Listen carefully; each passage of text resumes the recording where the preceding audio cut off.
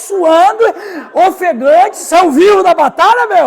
É um saco de dólar. Seja bem-vindo, Lucas. Vamos aqui, do grego sukematizo, forma externa, aparência. Significa formar de acordo com um padrão ou molde, modelar da mesma forma, conformar-se ao mesmo padrão externamente. O significado é formar ou moldar o comportamento de alguém de acordo com um padrão ou conjunto de padrões específicos. Olha, uma palavra só, o que ela significa. Qual é a palavra? Susquemão, aí em português. Não vos conformeis.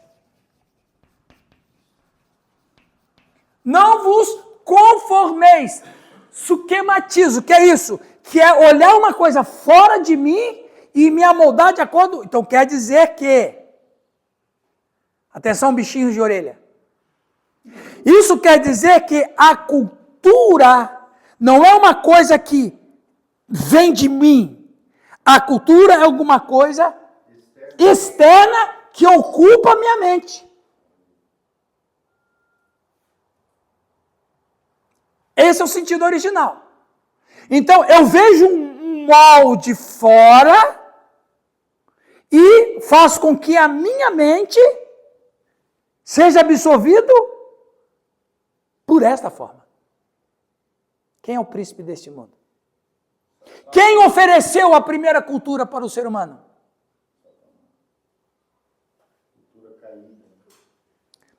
Olha que interessante, pessoal. Vamos adiante. Conformado... Não, deixa eu só botar aqui um pouquinho.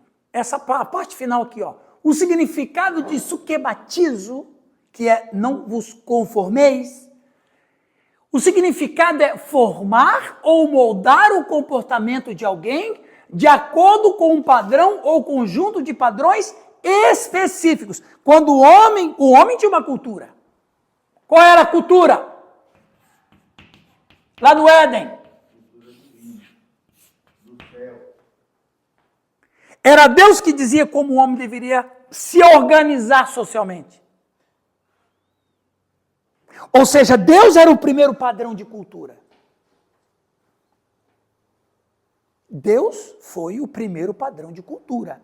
Porque cultura é algo que a gente faz de maneira voluntária e que não se escandaliza.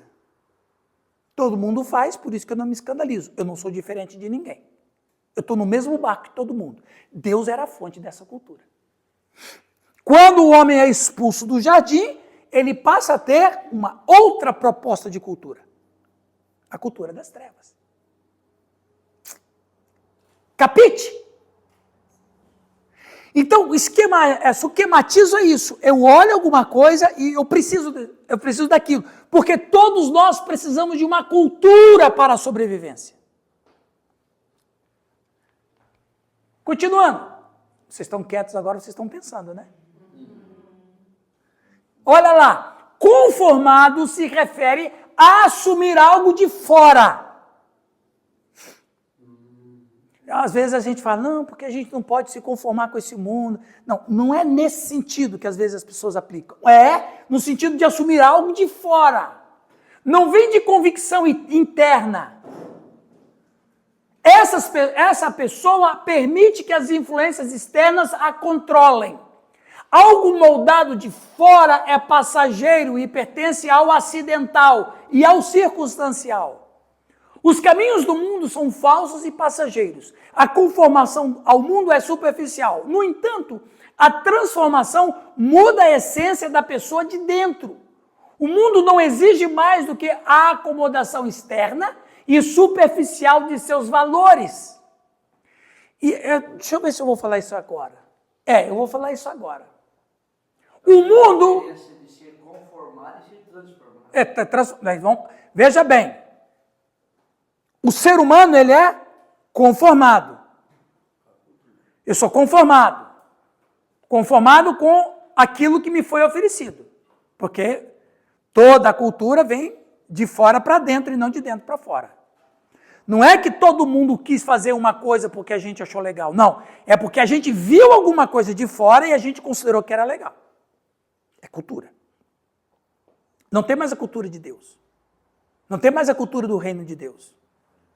Aí é a cultura das trevas. Aí eu sou conformado, ou seja, eu assumo o que está me oferecendo. Já veio moldado, né? Já veio, exatamente, está moldado.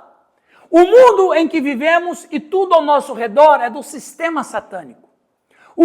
Os cristãos não devem viver de acordo com os valores do mundo em que vivem.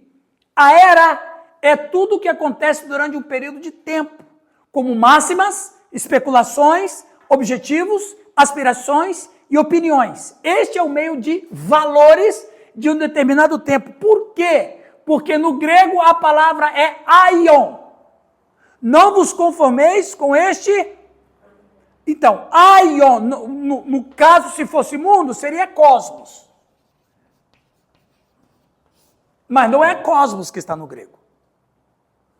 Está traduzido para mundo, mas não é cosmos. No grego é aion. A tradução corretíssima é século. Não vos conformeis com este século. Ou poderia dizer, não vos conformeis com esta era. Porque século e era passam. Ok? Então veja. Então, aion é o espírito desta era que busca a gratificação de si mesmo, independente e a despeito de consequências ou custos para si mesmo e para outros. Este mundo, ou era, é egocêntrico, autossatisfatório, autoindulgente, egocêntrico e indiferente às necessidades dos outros. Então, essa é a era que a gente tem. Alguém lê esse slide aí, por favor? Lê lá, Giovanni. O pensamento e a cultura predominantes e populares estão em rebelião contínua contra Deus e sua autoridade, e buscam conformar todos os habitantes do mundo em sua visão de mundo sem Deus. Sim. A visão de mundo impregna a humanidade, moldando, corrompendo e degradando, e no processo afetando toda a cultura e cada instituição. O que o apóstolo está dizendo para os romanos é isso aqui. O que o Paulo está dizendo para os romanos é isso aqui. Sabe por que vocês nem sempre conhecem a vontade de Deus? Porque a mente de vocês estão presos na cultura. Na cultura deles, quem é que dá paz? Roma. Não é Jesus Cristo. Na cultura deles, quem é que dá proteção? Roma. Não é Jesus Cristo. Na cultura deles, quem é o princípio da justiça? Roma. Não é Jesus Cristo. Percebe? A mente dos cristãos romanos estavam cheio de cultura de Roma. Então, aí Paulo está dizendo, e não vos conformeis com este século, mas transformai-vos pela renovação da vossa mente. Para quê? Então quer dizer que eles tinham um problema de entender a vontade de Deus. O que impedia-os de entender a vontade de Deus? A cultura. A cultura deles impediam eles de enxergar o que Deus queria de fato. Olha que coisa interessante. É como se ele dissesse assim, olha, vocês não estão fazendo bem a vontade de Deus, vocês não conhecem a vontade de Deus, vocês não sabem que a vontade de Deus é boa, agradável e perfeita, porque tem uma coisa que está impedindo a vontade de Deus. E a vontade de Deus tem que ocupar um lugar que já está ocupado. Quem é que estava ocupado neles, na mente deles? A cultura. Gente, a cultura é uma coisa tão interessante que quando, por exemplo, existem alguns traços culturais que é muito interessante. Tem pessoas que ele aceita Jesus e entrega a vida a Jesus, ele é um cristão, mas ele ainda não passa debaixo de escada.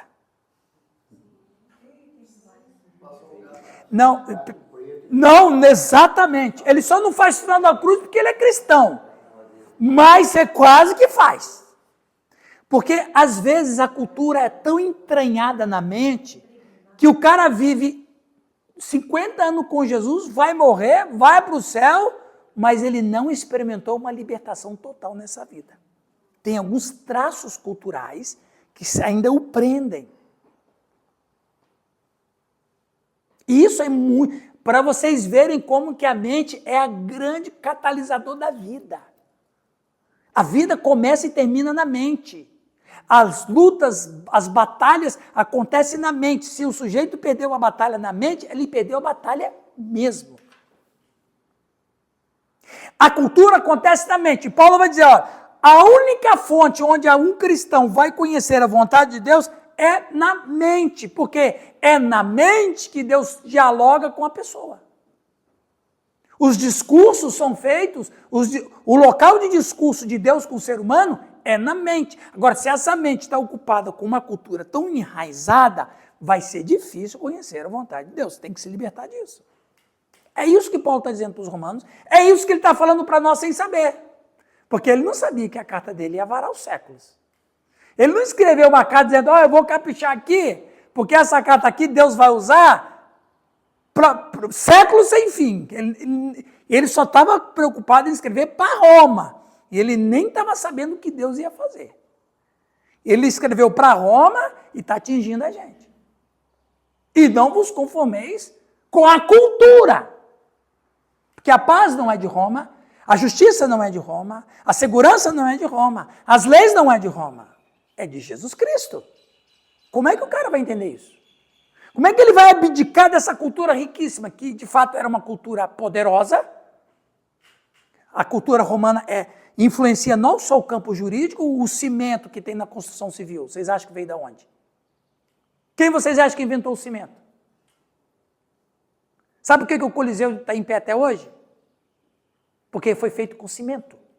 E o melhor cimento que tinha, direto das lavas vulcânicas. Os caras fizeram a mistura, os caras inventaram uma coisa que hoje a gente chama de cimento. Ou os aquedutos, ou tantas coisas. De fato, se a gente vivesse no século I, a gente não ia ser diferente daqueles irmãos de Roma, não. A gente não ia ser diferente deles, não. Não ia mesmo. A nossa mente estaria completamente ocupada pela cultura. Agora, se a gente, 2000 anos depois, se rende à cultura deles, não tendo mais a cultura deles, imagina eles em locos. Em outras palavras, o que Paulo está dizendo é, vocês precisam se libertar dessa cultura. Vivam nesse mundo, vivam nesse presente século, mas não deixa se conformar com essa cultura. Isso aqui nós já lemos? Olha o que Deus fala sobre essa questão de cultura. Alguém lê para nós? Uma voz melíflua, por favor. Nós estamos terminando. Olha ali, voz melíflua. Olha só aí, pessoal. Atenção, mais uma voz. O que diz lá? A ordem continua de Deus, tanto no Antigo quanto no Novo Testamento, para não nos conformarmos com os caminhos deste mundo perdido e inclinado ao inferno. Êxodo 23, 2, não seguirás a multidão para fazer o mal, nem testemunharás numa contenda, de modo a desviar-te após a multidão, a fim de perverteres o direito. Existe um folhetinho, depois você continua ali. Tá. Existia um folhetinho há muitos anos atrás, eu sou de uma geração que a gente distribuía folhetos. E eu tinha um folheto que eu gostava muito, vários folhetos. Esse era muito interessante. A multidão pode estar errada. Aí, no folheto estava dizendo, não vou lembrar o nome agora, mas dizia, o fulano de tal, que inventou a banheira, tentou vender a ideia no século XVII, para os fabricantes e tal. A Revolução Industrial já tinha acontecido na Inglaterra, e ele quis vender a ideia dele da banheira. Só que ninguém comprou a ideia dele, porque todo mundo falava que ninguém toma banho em um balde, porque vai dar tuberculose. O cara não vendeu, ninguém quis. Aí um dia depois, que ele desistiu, ninguém quis comprar a ideia dele. Alguém teve a ideia, pegou. Agora eu pergunto, como é que são as banheiras hoje? Né? Se o cara puder ter uma banheira, ele vai ter. Jacuzzi de preferência. Outra coisa interessante, o sujeito que inventou a máquina de fotocópia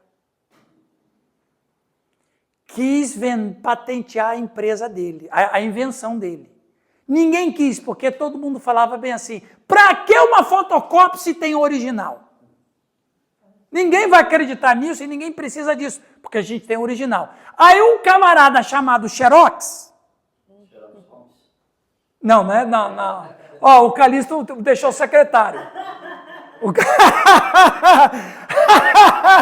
O Calixto deixou o secretário. É meu irmão, velho. Meu irmão gêmeo. Esse é irmão gêmeo. Só que um nasceu de dia, outro de noite, né?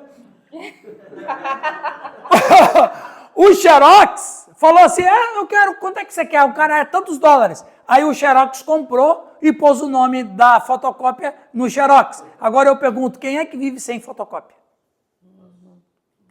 E foi tão interessante que Xerox não é a fotocópia, é a marca da fotocópia. O nome original é fotocópia, ou cópia, ou fotocópia mesmo. Mas hoje todo mundo fala, vou tirar uma Xerox. E não somente tirar uma Xerox, mas como que Xerox também virou verbo. Eu vou xerocar. Eu xeroquei. Se você procurar isso no vernáculo, não tem esse verbo. Mas a gente criou esse verbo. Aí o folhetinho dizia, a multidão pode estar errada. Estavam mesmo. Né? Continuando ali. Deuteronômio 18:9. Quando entrares na terra que o Senhor teu Deus te dá, não aprenderás a imitar as coisas detestáveis daquelas nações. Continuando. João 15:19. Se vós fosseis do mundo, o mundo amaria o que era seu. Mas porque não sois do mundo, antes eu vos escolhi do mundo. Por isso é que o mundo vos odeia. Olha o que esse camarada falou, o pastor John Colson. Ele disse, você é um termômetro, ajustando-se à temperatura da cultura, ou você é um termostato, mudando o clima da cultura? Você, Giovanni, que gosta daquelas devocionais de 12 minutos. Bom dia, eu sou o pastor Giovanni. Eu tenho uma palavra de Deus ao seu coração. Essa é boa para o Giovanni que gosta de reflexões ótimas e curtas. Você é um termômetro ou um termostato? Se você é um conformista, um termômetro, você está em uma frustração perpétua. Porque no momento em que você mede a temperatura e descobre o que está na moda, no momento em que você muda o seu visual. Um barco na água é por design. A água no barco é um grande desastre. Isso aqui é o normal, não é? Um barco na água é chique. A água no barco é um desastre. Então, o apóstolo está dizendo, cuidado com a cultura. Porque a cultura que está presente pode acabar com a sua fé. Se você não conhecer a vontade de Deus, pode ler aí agora, Giovanni. É incrível como muitos cristãos não conseguem suportar o ambiente de opiniões de sua geração. Eles cedem e se conformam às pressões dos valores da era predominante. Deus exige que seu povo seja diferente da multidão. Os cristãos estão em um território hostil. Muitas coisas no mundo são legítimas, mas algumas não. Esta era glorifica a luxúria, o orgulho, a crueldade. Há uma atração gravitacional do pecado em nossas vidas. Aí você pode pensar assim, não, mas nós cristãos, nós não vamos ter uma cultura? Claro, todos nós precisamos de cultura. Cultura é uma questão de sobrevivência. E se cultura é essa conformidade de fora para dentro, qual é a nossa cultura? A cultura cristã. Eu tenho a cultura cristã. Eu tenho a cultura do céu. Mas tem cultura boa da terra? Tem. E a cultura boa da terra, ela tem uma raiz no céu. Mas a grande parte da cultura nossa não é da terra, não é do céu, é da terra. É assim.